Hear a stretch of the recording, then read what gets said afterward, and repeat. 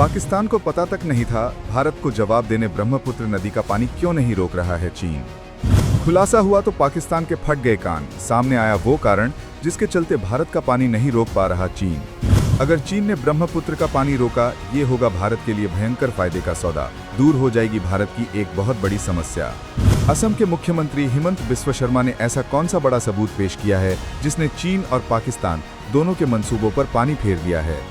तो भारत के उस ऐतिहासिक फैसले से जब हमने अपने पड़ोसी मुल्क पाकिस्तान की पानी की सप्लाई पर नकेल कसी। सालों से सिंधु जल संधि की आड़ में पाकिस्तान भारत की दरियादिली का नाजायज फायदा उठाता रहा, हमारी नदियों के पानी से अपनी जमीनें सींचता रहा और बदले में हमें क्या मिला? सिर्फ पीठ में छुरा। लेकिन अब वो दिन गए। भारत ने जब अपने हक का पानी रोकने की दिशा में कदम बढ़ाए तो पाकिस्तानी हुकूमत में जैसे भूचाल आ गया। उनकी बौखलाहट, उनकी धमकियां सातवें आसमान पर पहुंच गईं। पाकिस्तान ने आव देखा ना ताव फौरन अपने आका चीन की दुहाई देनी शुरू कर दी। कहने लगा कि अगर भारत सिंधु नदी का पानी रोकेगा तो चीन हमारा दोस्त है, वो भारत के लिए ब्रह्मपुत्र नदी का पानी रोक देगा। यानी पाकिस्तान हमें चीन का डर दिखाकर ब्लैकमेल करने की कोशिश कर रहा था। उसे लगा कि ब्रह्मपुत्र के नाम पर भारत डर जाएगा, घुटने टेक देगा। लेकिन पाकिस्तान ये भूल गया कि ये नया भारत है, ये किसी की गीदड़ भपकियों से नहीं डरता। चीन चाहकर भी भारत का पानी पूरी तरह नहीं रोक सकता और इसका पुख्ता सबूत तथ्यों और आंकड़ों के साथ पेश किया है असम के लोकप्रिय और प्रखर मुख्यमंत्री हिमंत बिस्वा शर्मा ने। उन्होंने न सिर्फ पाकिस्तान के इस खोखले दावे की हवा निकाल दी, बल्कि ये भी साफ कर दिया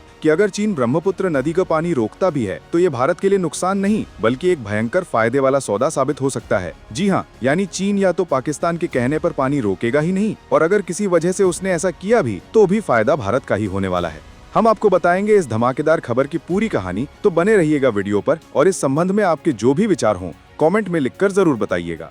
अब आते हैं उस मुद्दे पर जिसकी वजह से पाकिस्तान आज पानी पानी हो रहा है।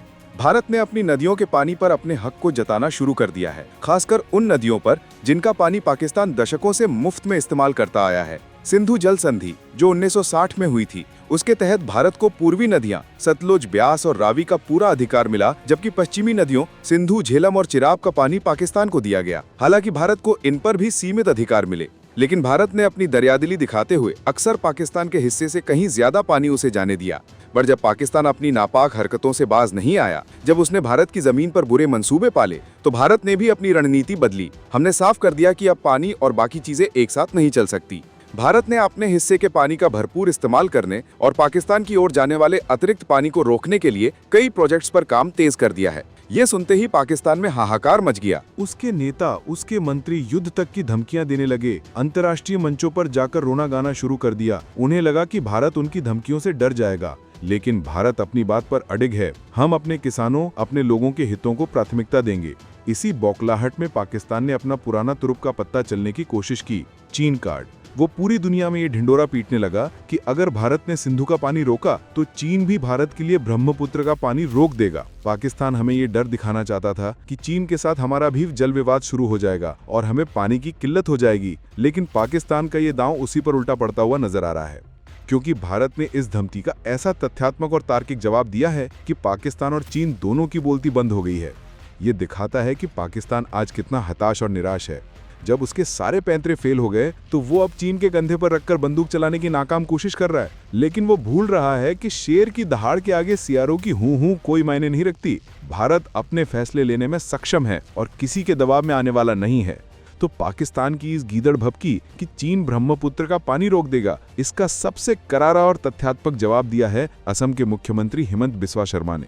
उन्होंने दूध का दूध और पानी का पानी करते हुए बताया कि कैसे चीन या तो ब्रह्मपुत्र नदी का पानी रोकेगा ही नहीं, और अगर किसी भी सूरत में वो ऐसा करता भी है तो ये भारत के लिए नुकसान नहीं बल्कि फायदे का सौदा होगा। चलिए उनके तर्कों को विस्तार से समझते हैं। मुख्यमंत्री शर्मा ने जो आंकड़े पेश किए हैं वो आंखें खोलने वाले हैं। सबसे पहली बात, चीन ब्रह्मपुत्र नदी के कुल जल प्रवाह में केवल 30 से 35% का ही योगदान देता है, और ये पानी भी ज्यादातर तिब्बत के पठार पर मौजूद ग्लेशियरों के पिघलने और वहां होने वाली सीमित वर्षा से आता है। इसका मतलब ये है कि ब्रह्मपुत्र का एक बड़ा हिस्सा यानी लगभग 65 से 70% पानी भारत की अपनी जमीन से ही उत्पन्न होता है।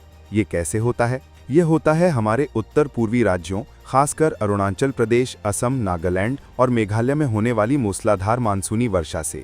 इसके अलावा ब्रह्मपुत्र की कई विशाल सहायक नदियां हैं जो भारत में ही इससे मिलती हैं और इसके जल स्तर को कई गुना बढ़ा देती हैं। इनमें प्रमुख हैं सुबनसिरी, लोहित, कामेंग, मानस, धनसिरी, जिया भराली और कोपिली।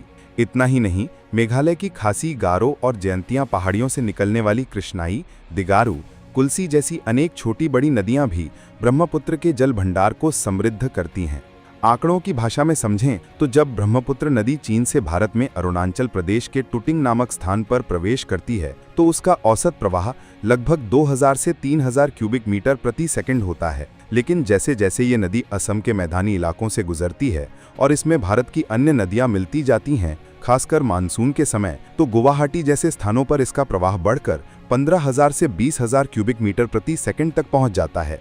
ये आंकड़े साफ दिखाते हैं कि ब्रह्मपुत्र भारत में प्रवेश करने के बाद और भी शक्तिशाली और विराट रूप धारण करती है। ये असल में एक भारतीय वर्षा पोषित नदी प्रणाली है, न कि किसी एक बाहरी स्रोत पर पूरी तरह निर्भर। तो चीन अगर अपने हिस्से का 30-35% पानी रोक भी ले तो भी भारत में ब्रह्मपुत्र का प्रवाह पूरी तरह खत्म नहीं होगा, क्योंकि बाकी का 65 से 70% पानी तो हमारे अपने घर का है। यही वो सच्चाई है जो पाकिस्तान और चीन दोनों को समझनी चाहिए। अब आते हैं उस सबसे चौंकाने वाले और दिलचस्प पहलू पर जिसका जिक्र असम के मुख्यमंत्री हिमंत बिस्वा शर्मा ने किया है कि अगर चीन ब्रह्मपुत्र नदी का पानी रोकता भी है तो ये भारत के लिए फायदेमंद कैसे हो सकता है। सुनने में ये बात थोड़ी अटपटी लग सकती है, लेकिन इसके पीछे गहरा तर्क और जमीनी हकीकत छुपी हुई है। इसे समझने के लिए हमें असम और उत्तर पूर्व भारत में हर साल आने वाली विनाशकारी बाढ़ की समस्या को जानना होगा। ब्रह्मपुत्र नदी जो इन क्षेत्रों के लिए जीवनदायिनी है, वही मानसून के मौसम में रौद्र रूप धारण कर लेती है। हर साल ब्रह्मपुत्र और उसकी सहायक नदियों में आने वाली भीषण बाढ़ असम में लाखों लोगों को विस्थापित करती है, हजारों हेक्टेयर फसल बर्बाद कर देती है और जान माल का भारी नुकसान पहुंचाती है। गांव के गांव पानी में डूब जाते हैं, सड़कें और पुल बह जाते हैं और लोगों को अपनी जान बचाने के लिए ऊंचे स्थानों पर शरण लेनी पड़ती है। ये बाढ़ असम की एक स्थायी समस्या बन चुकी है, जिससे वहां का विकास भी प्रभावित होता है। अब सोचिए, अगर चीन अपने उद्गम स्थल पर ब्रह्मपुत्र के पानी के प्रवाह को कुछ कम कर देता है, यानी जो 30-35% पानी चीन से आता है उसमें अगर थोड़ी कमी आती है, तो इसका नतीजा क्या होगा। इसका सीधा असर ये हो सकता है कि भारत में प्रवेश करने के बाद, खासकर मानसून के चरम के दौरान, नदी में पानी का कुल वॉल्यूम थोड़ा कम हो जाएगा। पानी का स्तर अगर थोड़ा भी कम होता है तो इससे बाढ़ की विभीषिका को नियंत्रित करने में काफी मदद मिल सकती है। जो बाढ़ हर साल तबाही मचाती है, उसकी तीव्रता में कमी आ सकती है। कम पानी का मतलब है कम कटाव, कम विस्थापन और जान माल का कम नुकसान। तो एक तरह से चीन का पानी रोकना हमारे लिए ब्लेसिंग इन डिस्गाइज, यानी एक छिपा हुआ वरदान साबित हो सकता है। असम के मुख्यमंत्री का यही कहना है कि चीन द्वारा पानी रोके जाने की बात जिसका हवा पाकिस्तान खड़ा कर रहा है, वो असल में अगर होता भी है तो असम जैसे राज्यों के लिए राहत लेकर आ सकता है। बेशक ये कोई आदर्श स्थिति नहीं है कि कोई देश हमारा पानी रोके, लेकिन अगर दुश्मन हमें डराने के लिए कोई चाल चलता है और वो चाल उसी पर उल्टी पड़ जाए या हमारे लिए अनजाने में फायदेमंद साबित हो जाए, तो इससे बेहतर और क्या हो सकता है। ये भारत की कूटनीतिक और रणनीतिक समझ का भी प्रमाण है कि हम कैसे नकारात्मक परिस्थितियों में भी अपने लिए सकारात्मक पहलू ढूंढ लेते हैं। पाकिस्तान को ये समझना होगा कि उसके ये पुराने डराने धमकाने के तरीके अब भारत पर नहीं चलने वाले। भारत अपने जल अधिकारों को लेकर पूरी तरह सचेत और संप्रभु निर्णय लेने में सक्षम है। सिंधु जल संधि से 74 वर्षों तक असमान लाभ उठाने वाला पाकिस्तान अब इसीलिए घबरा रहा है क्योंकि भारत ने अब आंख में आंख डालकर अपने हक की बात करनी शुरू कर दी है। इस पूरे प्रकरण ने कुछ और भी महत्वपूर्ण सवाल खड़े कर दिए हैं, जिनके जवाब भविष्य की रणनीति तय करेंगे। क्या सिंधु जल संधि पर भारत के कड़े रुख के बाद पाकिस्तान अंतर्राष्ट्रीय स्तर पर कोई नया प्रोपेगेंडा शुरू करेगा? चीन की ब्रह्मपुत्र पर बनाई जा रही बांध परियोजनाओं का असल मकसद क्या है और भारत उससे निपटने के लिए क्या तैयारी कर रहा है? क्या भारत को अब अन्य पड़ोसी देशों के साथ भी अपनी सभी जल संधियों की समीक्षा करनी चाहिए? और सबसे बड़ा सवाल, क्या वाटर वॉरफेयर यानी जल युद्ध भविष्य की लड़ाइयों का एक नया मोर्चा बनने जा रहा है और भारत इसके लिए कितना तैयार है? इन सारे सवालों को लेकर आपकी क्या राय है?